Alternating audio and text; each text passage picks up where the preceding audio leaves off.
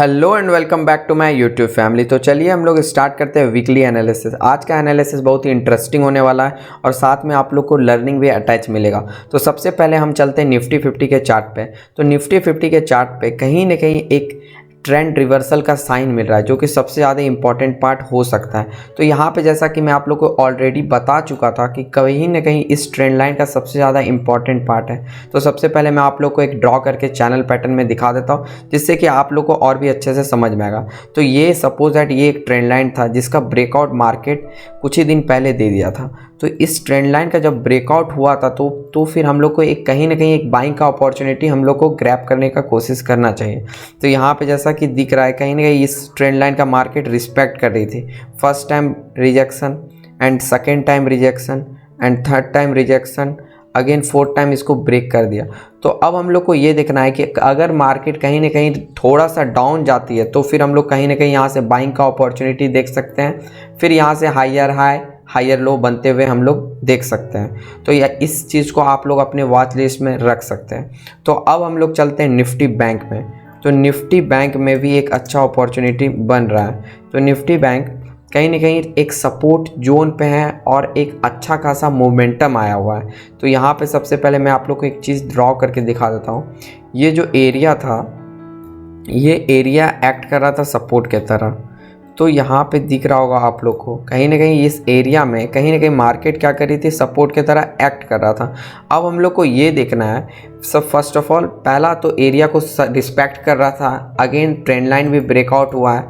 तो अब हम लोग को ये देखना है कि अगर मार्केट थोड़ा सा रिट्रेस करती है तो फिर हम लोग यहाँ से एक बाइंग का अपॉर्चुनिटी देख सकते हैं। फिर हम लोग एक हायर हाई हायर लो बनते हुए देख सकते हैं, क्योंकि मैं आप लोग को ऑलरेडी बता चुका हूँ कोई भी मार्केट का चार्ट स्ट्रेट लाइन में नहीं होता है। और यहाँ पे हम लोग को कहीं ना कहीं हम लोग देख सकते हैं कहीं ना कहीं एक ट्रेंड रिवर्सल का भी साइन मिल चुका है। तो अब हम लोग चलते हैं कोटक बैंक के चार्ट पे। तो अब हम लोग स्टॉक पे चले जाते हैं। ऑब्वियस सा बात है कि अगर निफ्टी बैंक राइज करेगी तो कोटक बैंक भी राइज करेगा।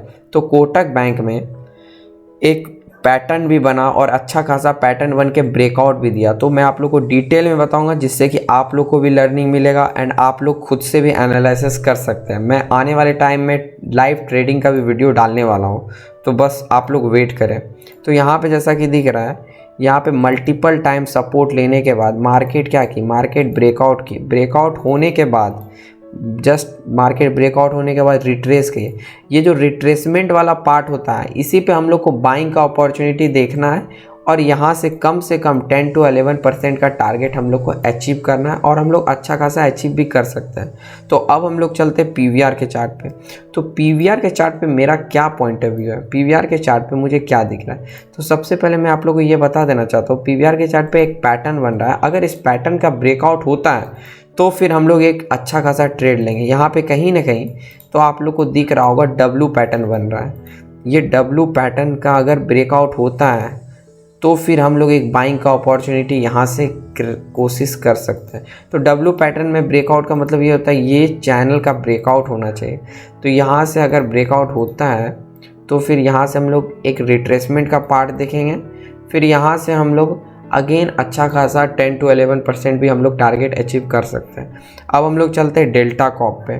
तो डेल्टा कॉप पे भी एक अच्छा कंपनी है, अगर इस पे भी पॉइंट ऑफ व्यू मेरा अच्छा है। तो ये मेरे होल्डिंग में भी बहुत सारा पड़ा हुआ है 180 के लेवल पे। ये सपोर्ट एरिया के पास में ही ब्रेकआउट दिया है। यहाँ पे कहीं ना कहीं एक सपोर्ट एरिया जो कि प्रीवियसली इसका रेजिस्टेंस की तरह एक्ट किया था, तो हम लोग को उतना प्रीवियसली नहीं जाना। तो यहाँ पे आप लोग को ये देखना है कि सबसे पहले यहाँ पे कंटिन्यूसली ये एरिया एक मार्केट का जोन है जिसको कि मार्केट क्या कर रही है, ब्रेकआउट नहीं कर पा रही। तो यहाँ पे अब हम लोग को ये देखना है कि फर्स्ट ऑफ ऑल हम लोग को ये देखना है कि इसका ट्रेंड लाइन का तो ब्रेकआउट हो गया। तो ट्रेंड लाइन का ब्रेकआउट होने के बाद मार्केट क्या की, एक अपसाइड का मोमेंटम की। अपसाइड का मोमेंटम करने के बाद थोड़ा सा अगर रिट्रेसमेंट करती है तो फिर हम लोग यहाँ से एक बाइंग का अपॉर्चुनिटी देखेंगे और हम लोग छोटा सा एसएल लगाएंगे। फिर हम लोग यहाँ से 10 to 11% टारगेट अचीव कर सकते हैं और लगा सकते हैं। अगर आप लोग को मेरे एनालिसिस से कुछ भी सीखने के लिए मिलता है, कुछ भी लर्निंग मिलता है, तो आप मेरे इस चैनल को सब्सक्राइब कर सकते हैं और मुझे भी सपोर्ट कर सकते हैं। Thank you for watching this video. Thank you.